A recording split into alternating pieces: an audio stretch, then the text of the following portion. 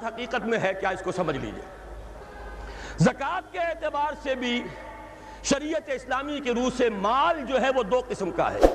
جیسے زمین میں نے عرض کیا دو قسم کی، خراجی، عشری، ایسے ہی مال باطنی، اموال باطنی، اموال ظاہری۔ کسی شخص نے گھر میں کچھ پیسہ رکھا ہوا پس انداز کر کے، یہ اموال باطنی ہے۔ کسی نے زیور رکھا ہوا ہے، چلیے سونے کی ڈلی رکھ لی ہے کسی نے، کسی برے وقت کے لیے، پتہ نہیں نوٹ جو ہیں وہ تو دھیلے کے رہ جائیں، جیسے کویتی دینار ہو گیا تھا، کہیں ایسی آفت نہ آ جائے کوئی تھوڑا سا سونا لے کر رکھ لو۔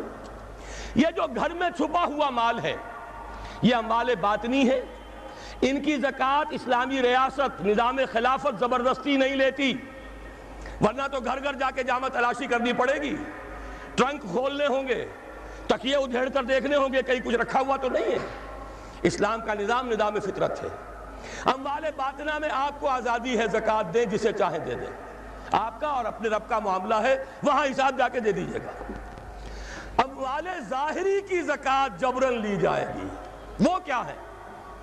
یہ مال ہے جو دکانوں میں ہے، اموال تجارت، یہ فیکٹریاں ہیں جن میں فنشڈ پروڈکٹ بھی ہے، خام مال بھی ہے، یہ بھیڑ بکریوں کے گلے ہیں، ہزار ہزار بھیڑیں اور ہزار ہزار بکریاں، اونٹوں کی قطاریں، یہ ہے جو ظاہر مال ہے، سامنے ہے، کہاں چھپا کر لے جائیں گے؟ گودام بھی ہے تو وہ گھر تو نہیں ہے، گودام کی تلاشی ہو سکتی ہے، دکان کا حساب لگایا جا سکتا ہے۔ فیکٹری کے اندر اس کی زمین، اس کی مشین، اس کے ٹولز ایگزمپٹ، اس پر زکوٰۃ نہیں ہے۔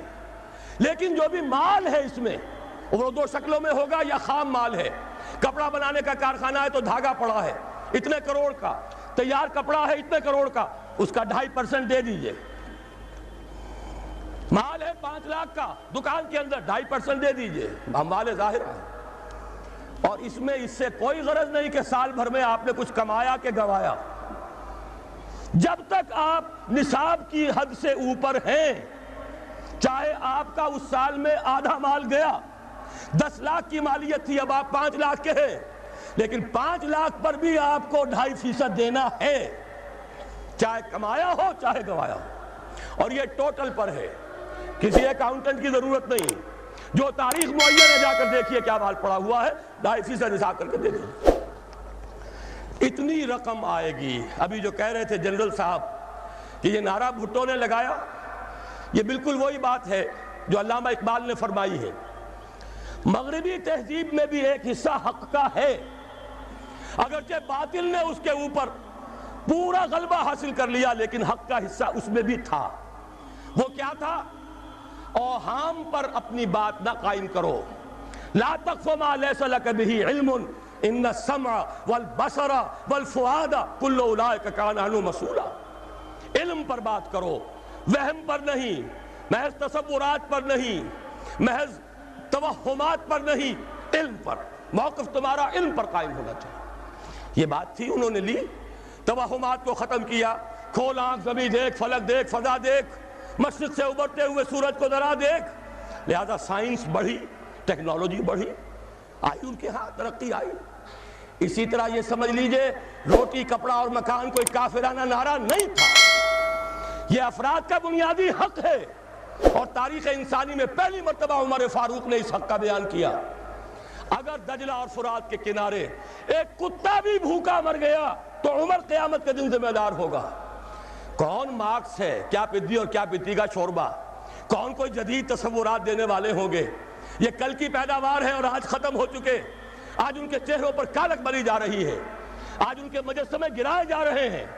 عمر فاروق کا فرمان، یہ محمد کے غلام اور ایک ادنا تربیت یافتہ سپاہی کا فرمان ہے، یہ تا قیام قیامت قائم رہے گا۔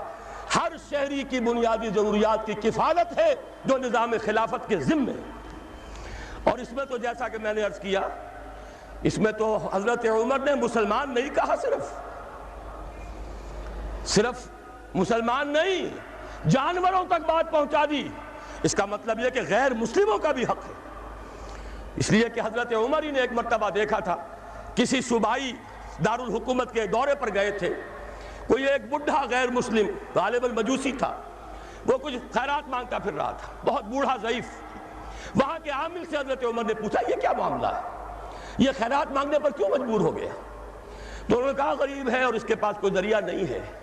فرمایا یہ بڑا ظلم ہے کہ جب یہ جوان تھا کماتا تھا ہم اسے جزیہ لیتے تھے، اور آج اگر یہ بوڑھا ہو گیا ہے اور اس کا کوئی والی وارث نہیں ہے تو ہم نے اسے سڑکوں کے اوپر بھیک مانگنے کے لیے چھوڑ دیا. اس کا بھی وظیفہ مقرر ہو جائے گا. یہ ذمہ داری، یہ کفالت عامہ ہر شہری کے لیے. اور یہ جان لیجئے تجارت میں اور صنعت میں یہ سارا فساد جو اس وقت ہے وہ اس وجہ سے ہے کہ عام آدمی، عام کسان، عام مزدور مجبور ہے کہ سرمایہ دار اور جاگیردار کی طرز پر کام کرے. نہ کرے گا تو کیا کرے گا؟ ٹریڈ یونین بنا لیجئے، وہ بھی جے بی ٹریڈ یونین بنا لیں گے، ان کے اپنے ایجنٹ ہوں گے. اب لڑیے، خون کس کا جائے گا؟